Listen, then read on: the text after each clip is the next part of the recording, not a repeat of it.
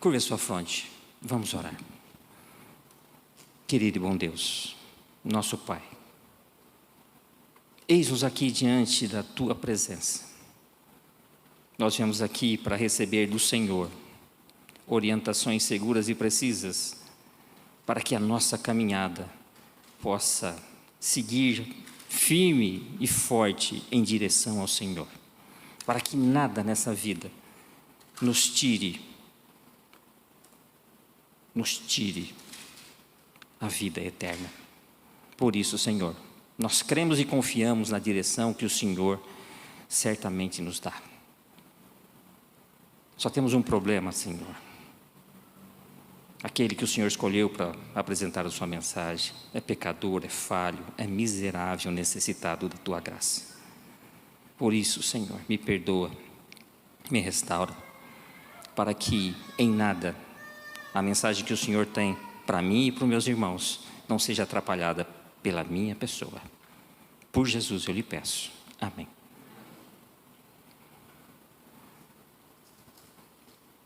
Queridos, apenas completando o anúncio do evangelismo, existe um QR Code que está no boletim, que foi passado para todos nós para que a gente pudesse entrar lá e preencher todos os dados, nos colocando a serviço do nosso Deus. Se você ainda teme por isso, se você tem dificuldade com isso, permita que Deus comece a fazer uma grande obra na tua vida. Muitas vezes nós criamos monstros e esses monstros se tornam cada vez maiores porque nós fugimos deles. E eu tenho ensinado para os meus pacientes que contra esses monstros nós temos que enfrentá-los. O segredo é enfrentar. Porque a partir do momento que nós enfrentamos qualquer adversidade que seja, cada passo que nós damos, esse monstro, esse inimigo se torna menor. E cada dia menor. E se, depois de um certo período, nós continuarmos esse enfrentamento, nós diremos: mas tinha um monstro aqui?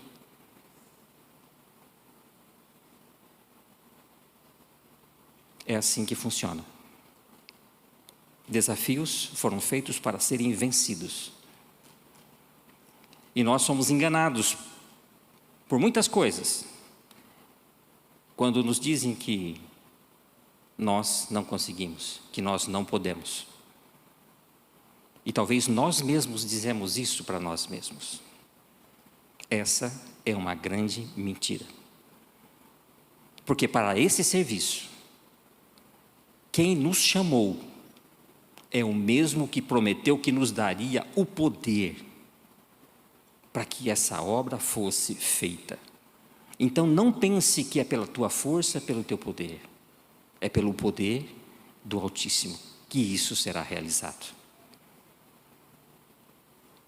Quando nós falamos em idolatria, o que vem à sua mente quando nós falamos em idolatria? Me ajudem, por favor. A gente lembra de ajoelhado diante de uma imagem, de um ídolo, de templos que sabidamente adoram imagens, de povos que sabidamente têm deuses e adoram esses deuses. Não é isso que vem à nossa mente? Não é isso que nós temos diante de nós como idolatria? A Bíblia também fala para a gente de situações que o povo de Deus passou e que tiveram grandes problemas por conta da idolatria. Em Jeremias 25, de 1 a 14, a gente não vai ler, relata o aviso de Deus que eles seriam levados cativos. E por que eles seriam levados cativos? Porque eles, todos, ou quase todos,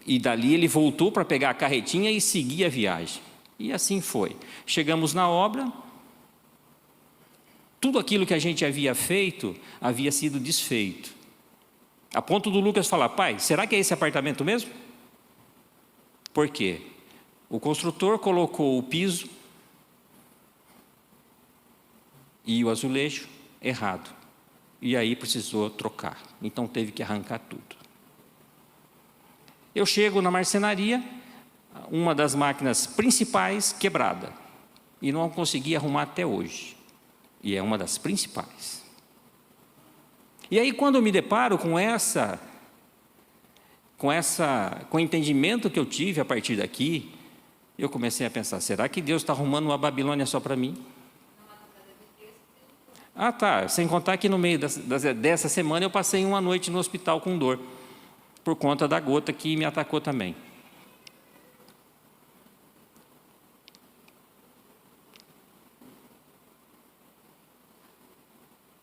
Deus é Deus, independente das circunstâncias. Muita coisa me fez refletir olhando para essa mensagem. E eu comecei a olhar para mim, porque quando nós nos trombamos com a palavra de Deus, somos confrontados com ela, nós temos que perguntar: o que é que Deus quer comigo?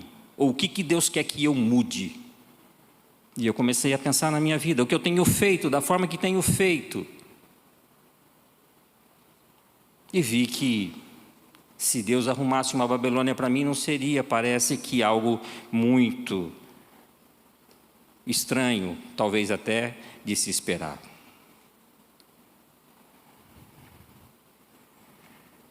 Pois bem, quando a gente fala de idolatria, e quando a gente vai para a Bíblia,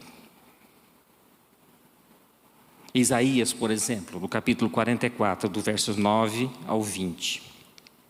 Abra comigo. Olha o que Isaías fala.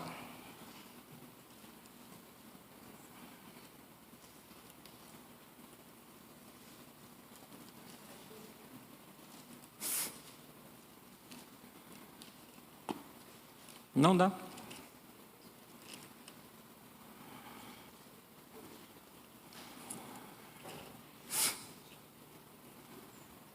Isaías 44, a partir do verso 9, diz assim: todos os artífices de imagens de escultura são nada, e as suas coisas preferidas são de nenhum préstimo.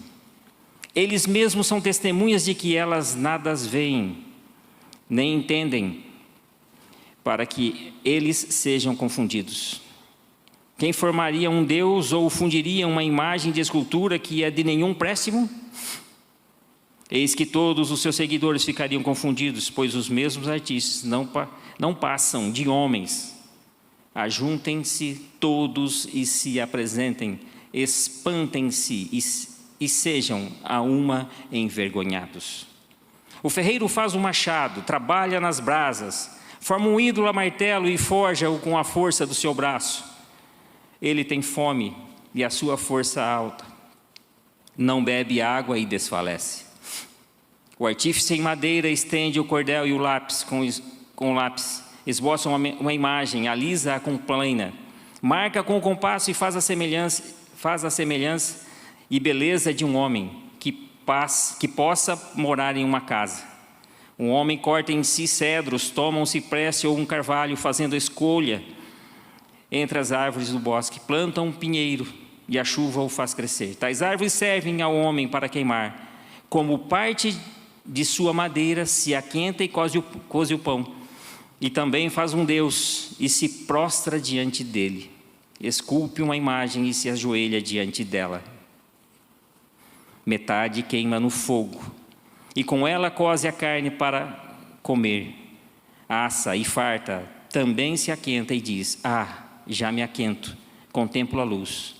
Então do resto faz um Deus, uma imagem de escultura, ajoelha-se diante dela, prostra-se ele dirige a sua oração dizendo: livra-me, porque tu és o meu Deus. Nada sabem, nem entendem, porque se lhes grudaram os olhos, para que não vejam. E o seu coração já não pode entender. Nenhum deles cai em si. Nenhum deles cai em si. Já não há conhecimento nem compreensão para dizer: metade queimei e cozi pão sobre as suas brasas. Assei sobre elas carne e a comi. E faria eu do resto uma abominação? Ajoelhar-me-ia eu diante de um pedaço de árvore? Tal homem se apacenta de cinza. O seu coração enganado o iludiu, de maneira que não pode livrar a sua alma, nem dizer: não é mentira aquilo em quem confio.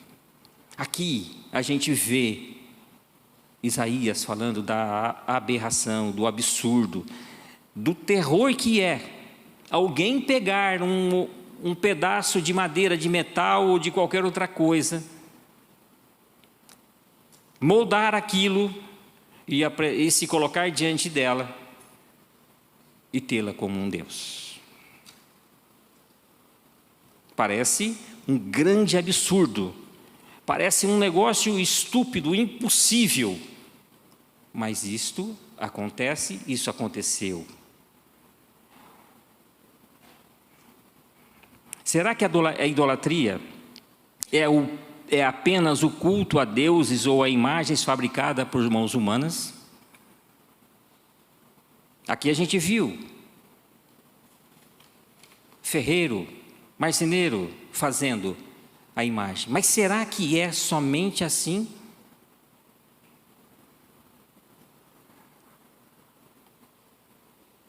Ezequiel 14, de 1 a 9, diz assim: então vieram ter comigo alguns dos anciãos de Israel e se assentaram diante de mim.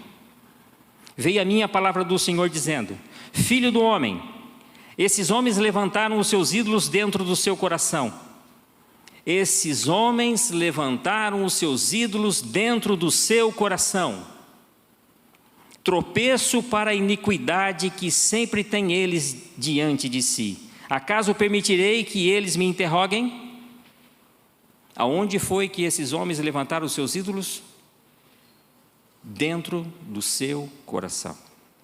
Portanto, fala com eles e dize-lhes: assim diz o Senhor Deus: qualquer homem da casa de Israel que levantar os seus ídolos dentro do seu coração e tem tal tropeço para a sua iniquidade, e vier ao profeta, eu, o Senhor, vindo ele, lhe responderei segundo a multidão dos seus ídolos.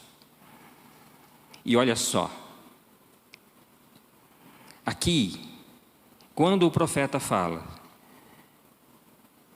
que quando alguém levantar um ídolo dentro do seu coração e tem tal tropeço para a sua iniquidade, a gente pode entender que esse ídolo levantado no coração, ele é o princípio das desgraças que se sucedem. Primeiro, o ídolo é levantado. Depois do ídolo levantado, toda a desgraça acontece. Idolatria não é apenas um ato externo. Mas na Bíblia nós vemos a idolatria como um pecado que acontece no nosso coração. Idolatria é um pecado que está na base de todos os pecados. Na base de todos os pecados. Todas as nossas ações são reflexo do que temos no nosso interior. A boca fala do que o coração está cheio. Vocês imaginam que um corintiano vai falar de qualquer outra coisa que não seja Corinthians? Ou de adeptos de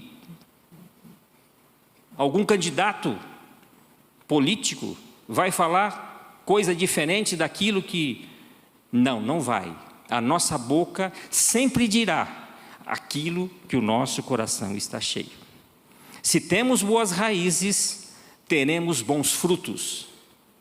Idolatria é um pecado universal.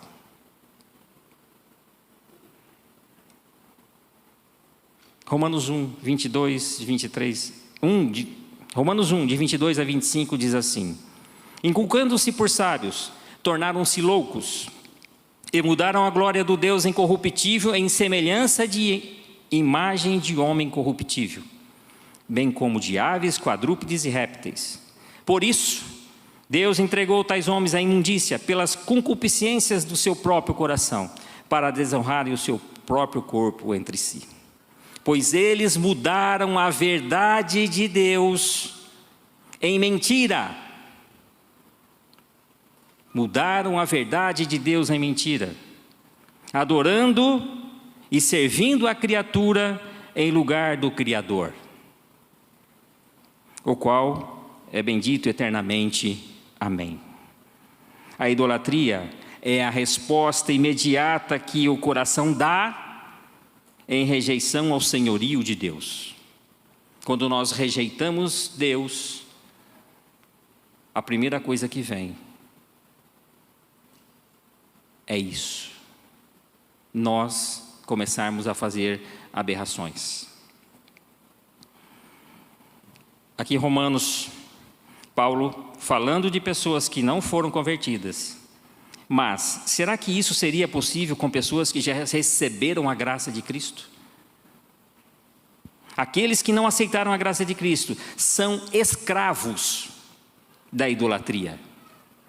Os ímpios não desfrutam de qualquer possibilidade de vitória sobre os ídolos. Não tem chance. Ímpio não tem possibilidade de vencer a idolatria. Os crentes não são mais escravos dos ídolos, porque possuem a liberdade e o poder de lutar contra a idolatria e vencê-la. Nós temos essa possibilidade de lutarmos e vencermos a idolatria. Do mesmo jeito que nós estamos propensos, e pelo que eu entendi, pelo que eu vi, muito mais propensos a isso do que qualquer outro tipo de coisa. Ou, por conta dessa possibilidade forte, presente, talvez as outras coisas aconteçam conosco.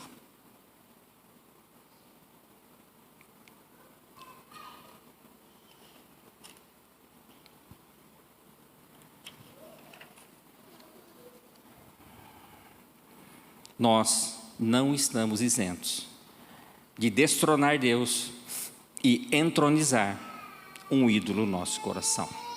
Por mais que conhecemos a Cristo, por mais que um dia aceitamos sermos batizados, não estamos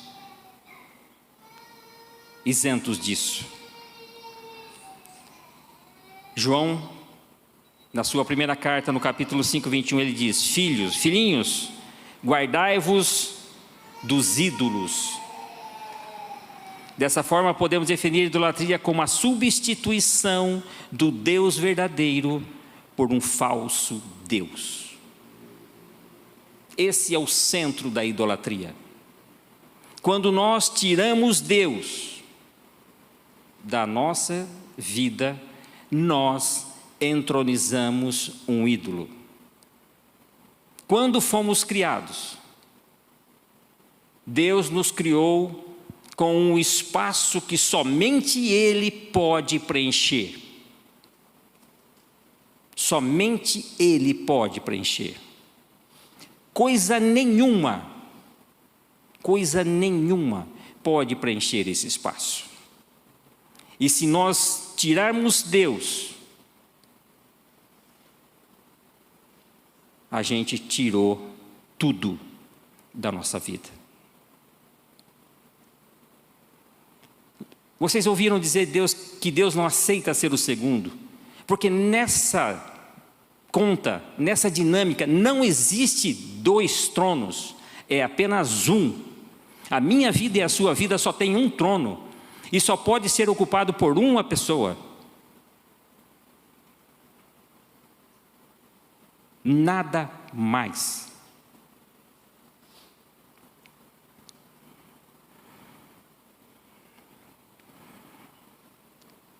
Quando esperamos segurança, confiança em algo que não seja o Senhor, cometemos idolatria.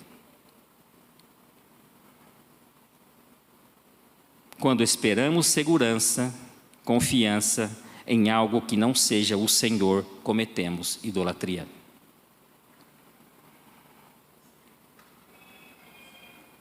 Quando eu olho para mim e pelas dinâmicas que eu tenho feito, e olhando para tudo isso, eu falo: Senhor, tem misericórdia de mim. Eu fiz uma conta básica de quanto tempo eu gasto trabalhando e de quanto tempo eu gasto me dedicando à causa de Deus.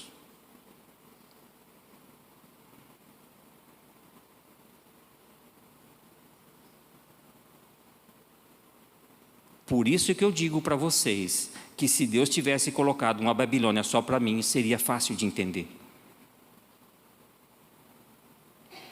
Eu estou nessa igreja há 18 anos.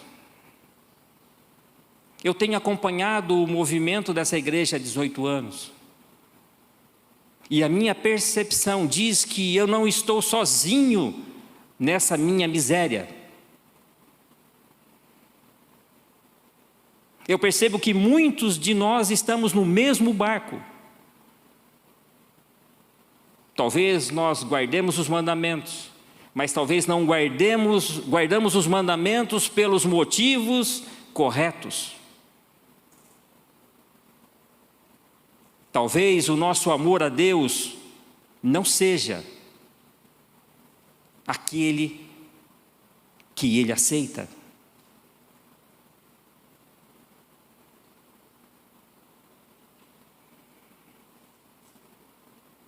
Quando nós falamos do evangelismo,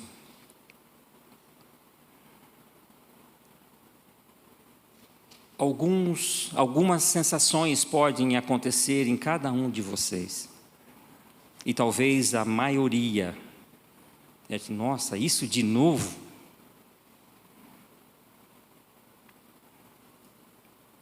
Quando Deus nos salvou, quando Deus nos tirou das trevas e nos trouxe para essa luz, Ele nos trouxe para que nós pudéssemos ser instrumentos dEle para a salvação de outros que estão perdidos.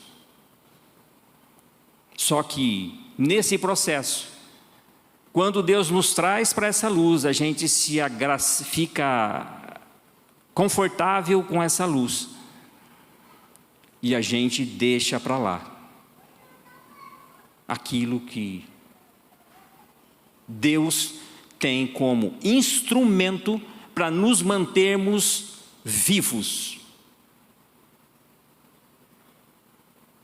Vocês percebem?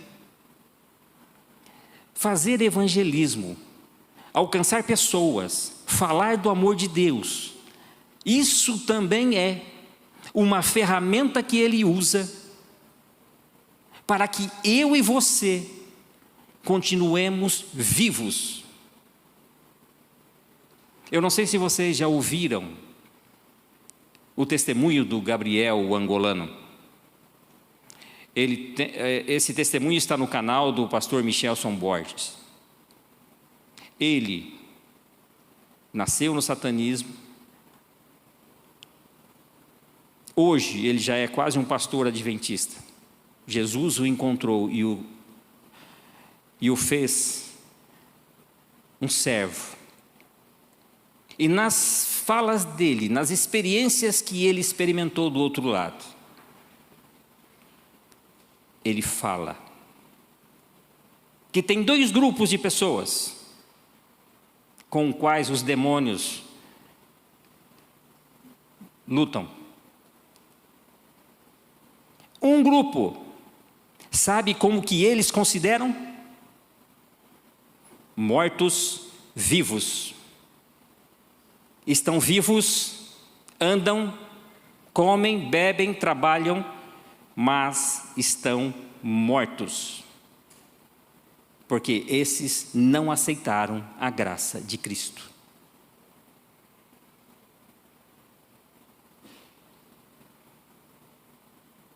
O outro grupo é aquele que aceitou a graça de Cristo. E sabe o que acontece com esse grupo? Sabe que os demônios podem fazer com esse grupo? Absolutamente nada. Eles não podem tocar na veste de um filho, um servo de Deus.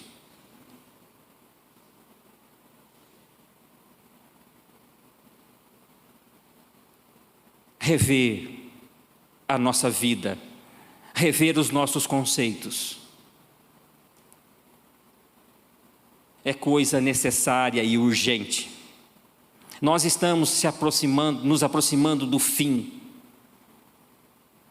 E esse fim pode ser o fim da minha vida, o fim da sua. Sem contar que a volta de Jesus está logo ali. E se nós estivermos deitados em berço esplêndido, esperando as coisas acontecerem do jeito que a gente acha que está bom, nós seremos contados e seremos presas fáceis para o inimigo.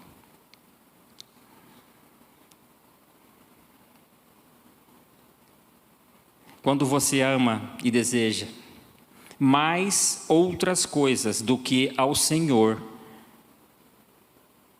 cometemos idolatria. Deus nos criou com capacidade de amar. Deus nos criou com capacidade para adorar. Então nós vamos amar alguma coisa. Nós vamos adorar alguma coisa. A questão é que, o que é que nós vamos fazer? Vamos adorar. A quem nós vamos amar? Nos dias de hoje, Satanás espalha por todos os lados armadilhas para nos pegar. E hoje as armadilhas estão muito fáceis. Ele coloca coisas diante de nós que nos enche os olhos, que nos faz amar, que nos faz entregar a vida por isso. Nessa época das mídias sociais, quantos deuses foram levantados? Talvez você seja o seu próprio Deus. Esses dias atrás eu estava num casamento. E eu estava observando a dinâmica de um pai com um filho. O filho deveria ter por volta de uns 30 anos. Isso me chamou a atenção porque o filho, ele estava num lugar que aparentemente era legal para tirar foto, e ele tirou umas 500 fotos.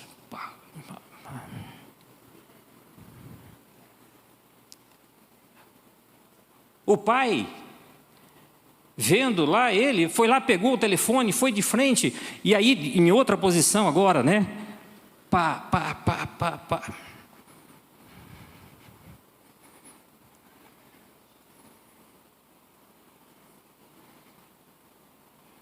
Eu só prestando atenção. Não comentei nem com a minha esposa, nem com meu filho. Nós estamos sendo enganados de maneira muito fácil. Estão sendo colocadas coisinhas bobas diante de nós. E nós estamos abraçando. Quando eu li para vocês aqui, Isaías falando da estupidez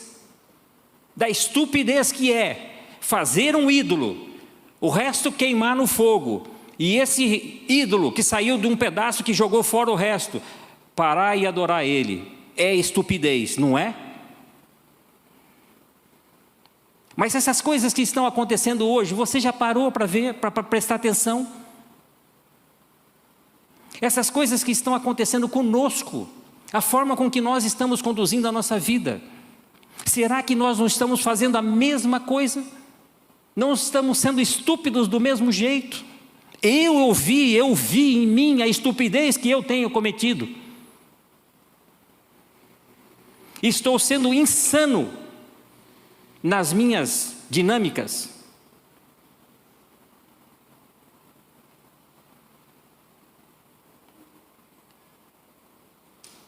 Nós devemos adorar a Deus, porque Ele é Deus. E para que isso aconteça, o nosso coração tem que estar cheio de alegria por fazer isso. Mas aonde está essa alegria? Se essa alegria estivesse no meu e no teu coração, essa cidade já teria sido evangelizada. Algo muito sério e grave está acontecendo conosco. E nós precisamos acordar.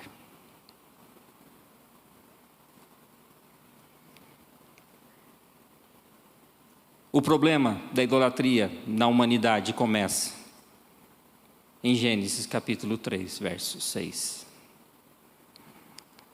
No comentário bíblico adventista, nas páginas 214 e 215, diz assim: vendo a mulher. A expressão que é usada no termo bíblico. Agora vem o comentário. Depois de terem sido despertadas na mulher a dúvida e a incredulidade com respeito à palavra de Deus, a árvore lhe pareceu muito diferente. 3 vezes é feita a menção de quão atrativa ela era. Agradável ao paladar, aos olhos e ao anseio por mais sabedoria.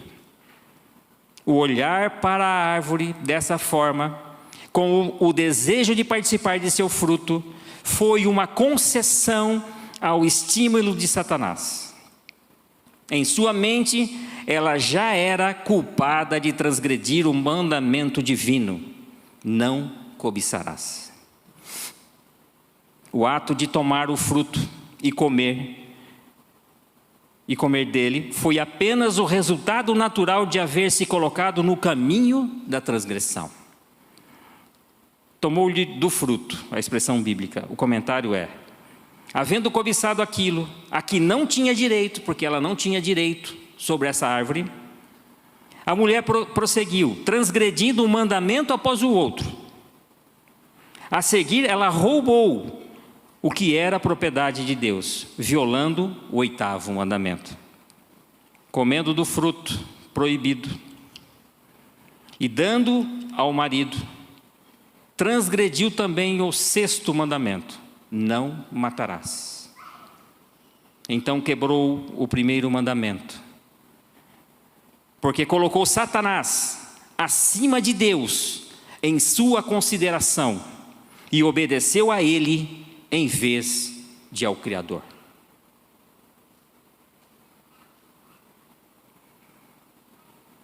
Êxodo 20, versos 3. Primeiro mandamento de Deus diz assim: não terás outros deuses diante de mim.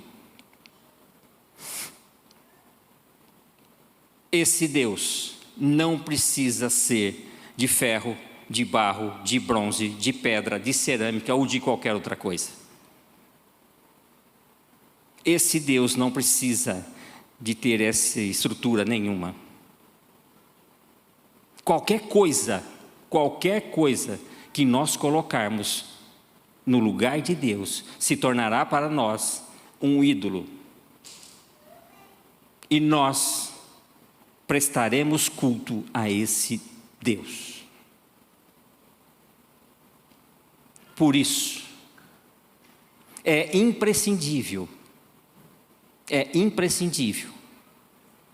para vencermos a idolatria, estudo da palavra.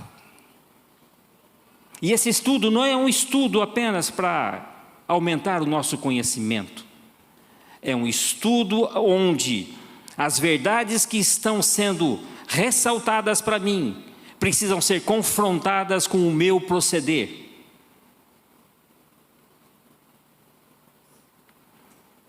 Depois que eu tive a minha vida confrontada pela palavra de Deus e entendi a desgraça que eu sou, eu vou a Cristo em oração, e apresento a Ele o meu arrependimento, pedindo a Ele por cura, libertação e restauração.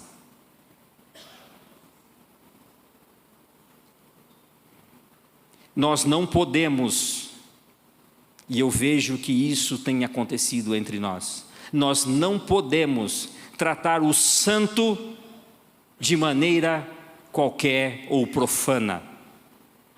Esse lugar onde estamos é santo. Não é santo porque a gente fez ele bonito, é santo porque aqui Deus está. É a presença de Deus que faz dele santo. Só que parece que nós não temos noção de que Deus se faz presente no nosso meio. Nós entramos, começando por mim, tá? Nós entramos parecendo que estamos no clube. Quando o serviço é começado, a gente parece que não mudou nada. E olha só, quando nós agimos dessa maneira, sabe a primeira coisa que nós estamos fazendo? Nós estamos ensinando aos nossos pequenos que esse lugar é um lugar igual à minha casa. As próximas gerações vão ser corrompidas apenas por esse ato.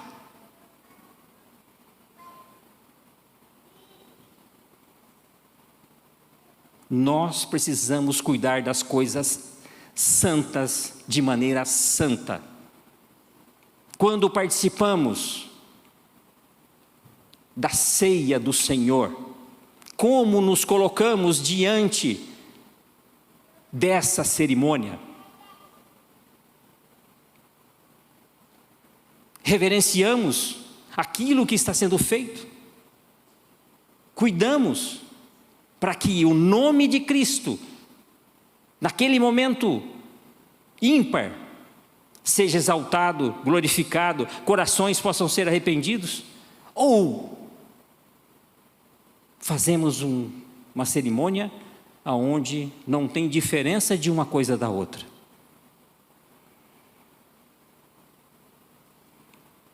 Vocês já ouviram falar em culto familiar? Culto do pôr do sol? Culto particular?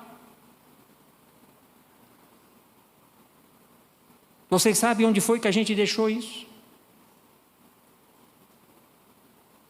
Queridos, quando fomos criados, nós fomos criados, em essência, seres espirituais. Por conta do pecado, passamos a ser seres carnais. E a partir de agora, a luta não é fácil. Por isso nós precisamos estar nos pés do nosso Deus. Porque nós não podemos por nós mesmos, de maneira nenhuma, não temos forças para isso, para fazermos as coisas que precisam ser feitas. Por isso a nossa dependência de Deus tem que ser geral e irrestrita.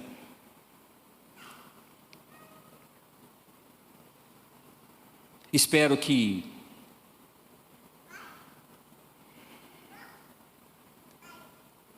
da mesma forma que Deus me incomodou com a minha vida,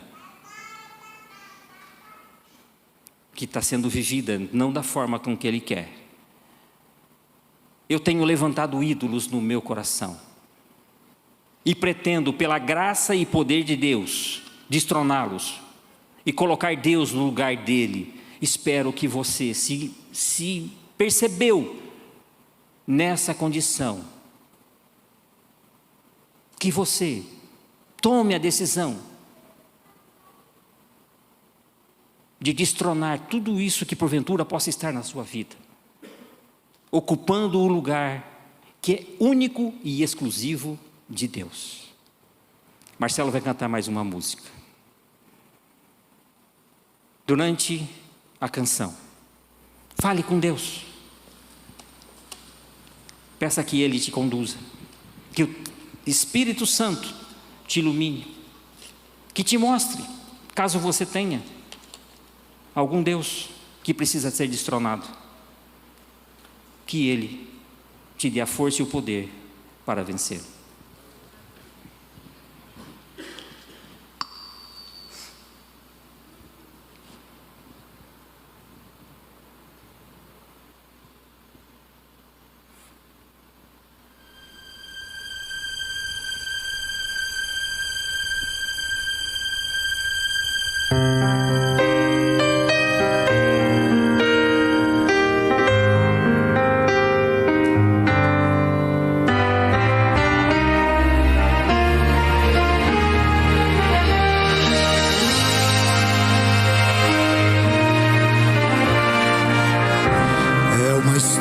De dor tão cruel, tão triste, quando aquela cruz Cristo levou nos ombros.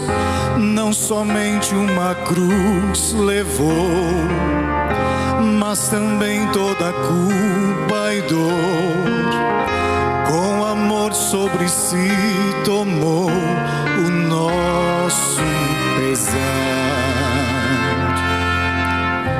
Quando aquela cruz Cristo levou nos ombros, era peso demais para suportar sozinho. Não somente uma cruz levou, mas também toda a culpa e dor. Com amor sobre si tomou o nosso lugar.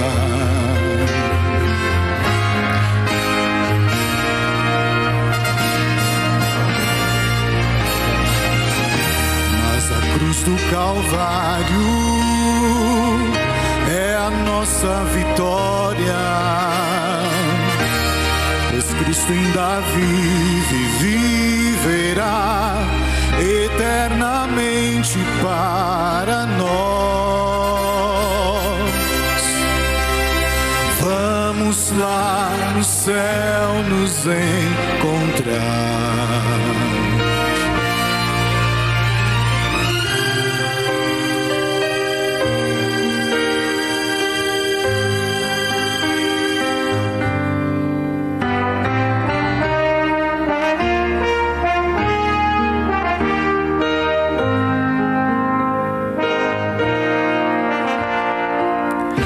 Este homem na cruz modificou a história.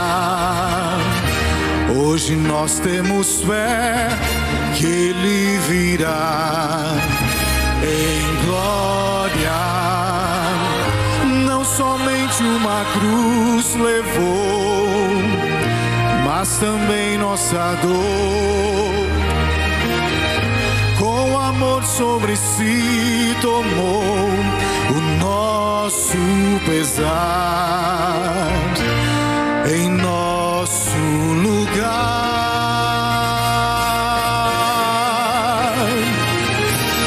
A cruz do Calvário é a nossa vitória, pois Cristo ainda vive e viverá eternamente para nós. Vamos lá no céu nos encontrar. Vamos lá no céu nos encontrar.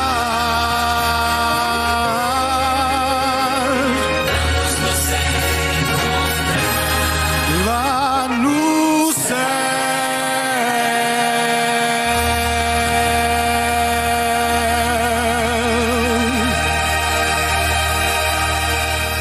Amém.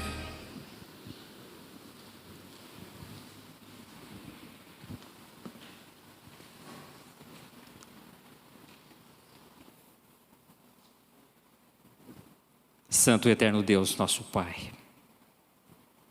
perdoa-nos, Senhor, por tudo aquilo que temos feito e temos tirado o Senhor da nossa vida. Senhor, é uma loucura sem tamanho essa que, porventura, podemos estar cometendo.